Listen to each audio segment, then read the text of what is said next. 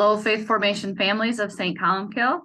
It is Jessi and Father Schatz coming to you again for our November session introduction to our topic, which will be the Mass. So we are focusing on encounter this year, and we just wanted to talk a little bit about encountering Christ in the Mass. What does that mean? What does that look like? And hopefully kind of get you thinking about this before Father Tom presents on the topic of the Mass in a couple of weeks. So if we're talking about an encounter with Christ in the Mass, I feel like as a parent, that doesn't always feel like an encounter with Christ, especially depending on how old your kids are. It's not always easy to get them there. And then when you are there, they are distracted. They could be loud. They can be, it feels like more of different kinds of encounters with your kids. Maybe it feels like an encounter with Christ. But we want to kind of focus on or talk about the idea that every piece of the Mass is meant to be an encounter. And the most obvious for me probably being the Eucharist. We're receiving him in like just a physical, it's the most physical way I feel like to sense receiving Jesus or encountering him is receiving him in the Eucharist. But before I get a little bit further down that path, I'm going to let Father Schatz share about his experience or his ideas too of encountering Christ in the Mass. Yeah.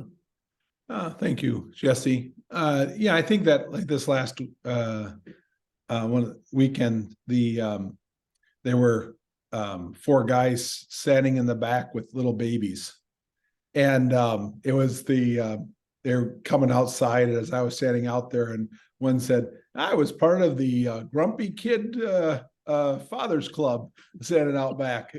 So yeah, I know it's pretty tough sometimes to encounter. So that is one of the things that as we're talking about and preparing ourselves for Mass, is that prep time beforehand particularly for the readings can be an incredibly important aspect of encountering Christ.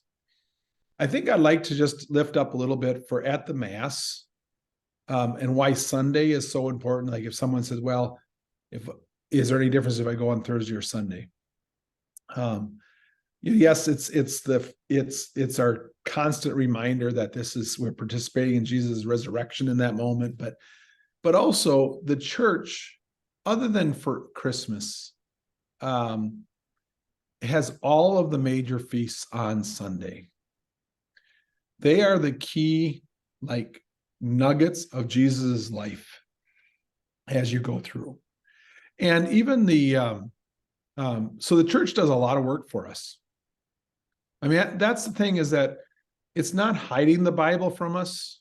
It's not taking it away from us in any way, but it pulls out those passages that will give you the deepest insight into who Jesus is. And those readings are meant for you to encounter him more directly. And the more time we can spend with the readings, the greater we'll come to know him. But I'd like to just stop for a moment and think about this from another perspective. What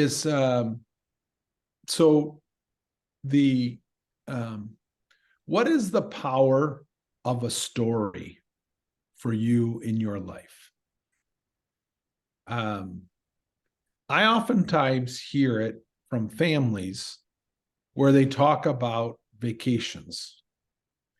Either they were the best times ever or the worst times ever. The one that I got a kick out of, and I still hear about friends of mine, they had a 7-year-old daughter, and they went skiing out in Montana. And the parents and the older kids thought that was awesome. And she comes back to school, and so asking her about what happened this year that was really great or something like that. She said, Well, I went to this awesome uh, water park that had all this stuff, and this was great and that was great. And her mother was in the school listening to her going, what is she talking about? This isn't skiing or anything. This is, and they figured it out that they went with her husband had to work in Fargo, North Dakota. And there was a water thing at a hotel there that she got to stay at for 2 days. And it was awesome. It was, and so, I'm hearing this story when she was like 16 years old, like going, well, we're not sending you any place. We're sending you back to Fargo to the water park, and, that family invited me in. I knew more about them. I knew about how they enjoyed each other, how they could give each other a hard time. And those stories are really key to knowing someone. And so I think that's the church's wisdom, is that they have readings from the gospel every Sunday. They do a 3-year cycle, so you get this full experience of Jesus in Matthew, Mark, Luke, and John. And I just think that, one of the things that and you probably hear this in my homilies, I think, that I try to place myself there, wherever it's at. And, so coming up, one of the readings is Jesus speaking to the crowds. And there was so many people that he had to get on a boat to go out from shore a bit, so he was getting crushed along the shore. Think about that. There was something so life-giving about Jesus that he just drew people to him, but he got on the boat, but he didn't run away. He just used the boat as a place to speak to them and to give them faith. And I think, that just to enter into those moments and to know that we're invited into Scripture, into his stories, and to let Jesus' stories become our stories. That's the thing that we can get when we get to that point where we're going, oh, I can, put my hand on his hem of his cloak, or I can sit at the Last Supper with him, whatever that would be. So That's funny, because as you're saying that about vacations, I'm thinking about our oldest daughter, Taylor, who every time we go on a vacation, then that's where she's going to move to. So that was her favorite place. Or like the last place that we went, we went one place, and when she graduated from high school, she was going to move there, like the next summer we go another place, and she's like, well, when I grow up, I'm going to move to whatever place we went to. Yep. So. Yeah. So I think that's just what does that tell you about her too, right? So yeah, she wants to move where joy is at, and it does help you to know more about her, just her nature. It's an interesting piece of really through our stories. Yeah. Yeah. I like what you said too about Jesus and people coming to him and it being so life-giving for them. Like if we think about approaching the Mass that way. Yeah. Right. Because I think a lot of times, especially as parents, going to Mass week after week, you might feel like you're not getting anything out of it. Like it might feel like it's not life-giving. And I was kind of shocked by this. I don't know, like just getting ready for talking about the Mass and thinking about just knowing in my mind that a priest celebrates Mass every day, right? Mm-hmm. Mass is celebrated every day except for Good Friday. So every day of the year except for Good Friday. And so I Googled it, and there's 350,000 masses said each day. Every day. So like what else happens 350,000 times a day? Yeah. Like it just helps kind of, I think, understand the importance of the mass in our faith, that it's happening that many times a day all over the world. And I think the one thing I remember, a high schooler a few years ago challenged me in a class saying, mass is so boring. And I said, it's supposed to be. It's not entertainment. It's, you have to know what's coming next so you can respond.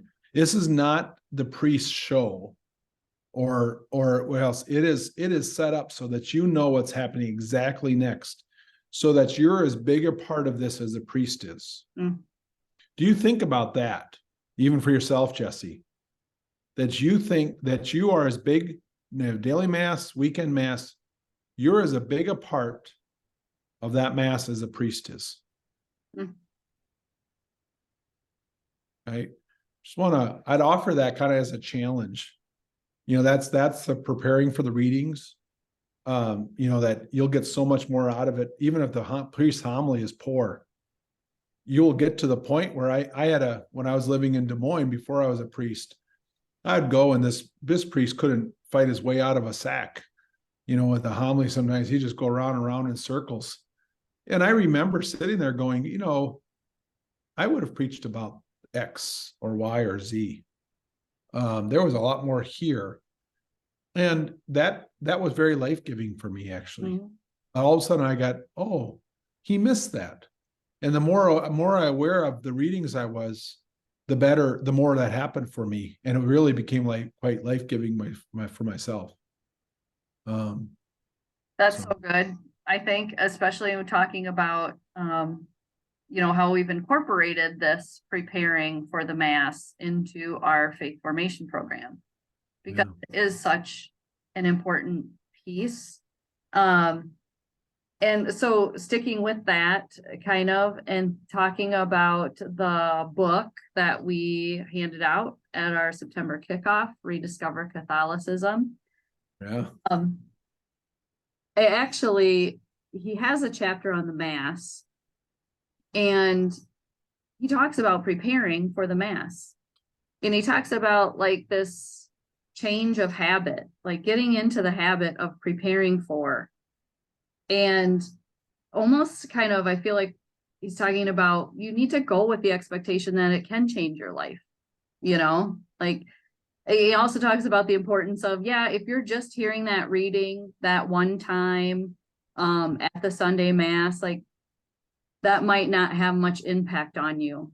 But if you give yourself a chance to read through it, to pray with it, and to think about what you would preach about, basically, what is it that strikes you, and what is it that it's saying to you, that makes the mass that much more meaningful.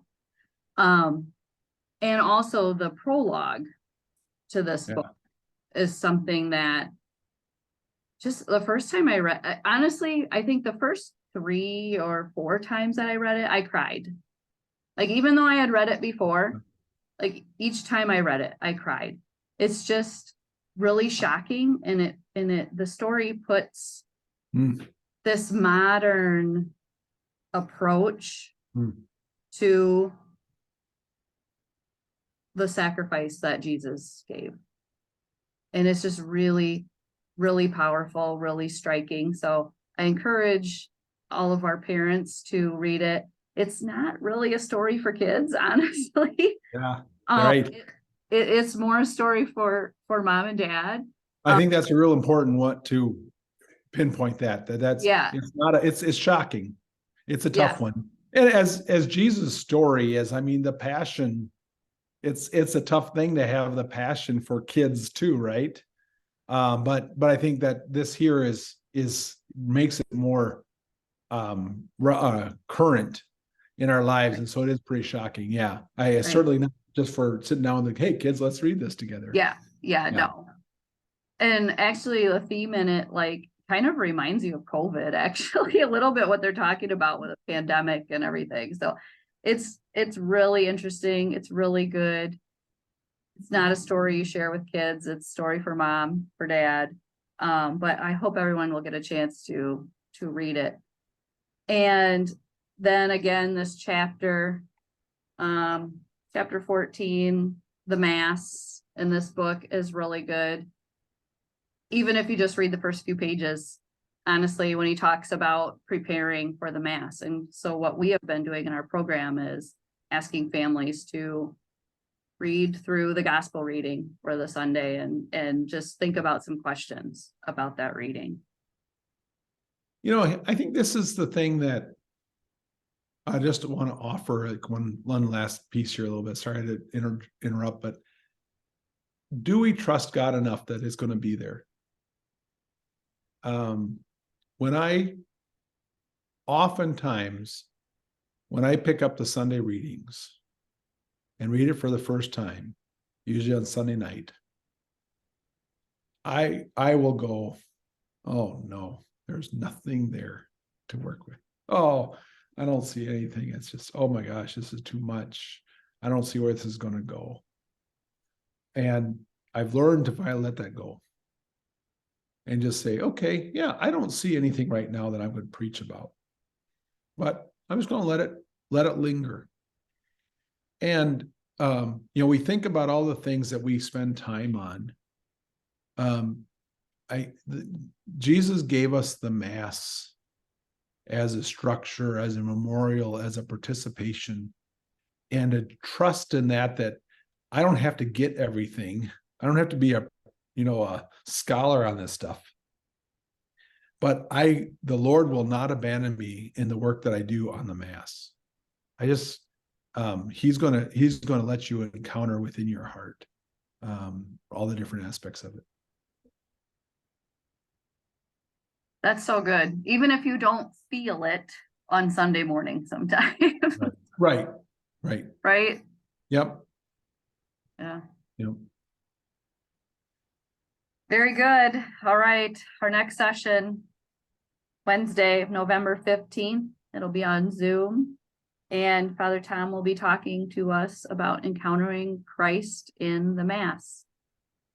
Thanks for listening. Thank you. God bless everybody.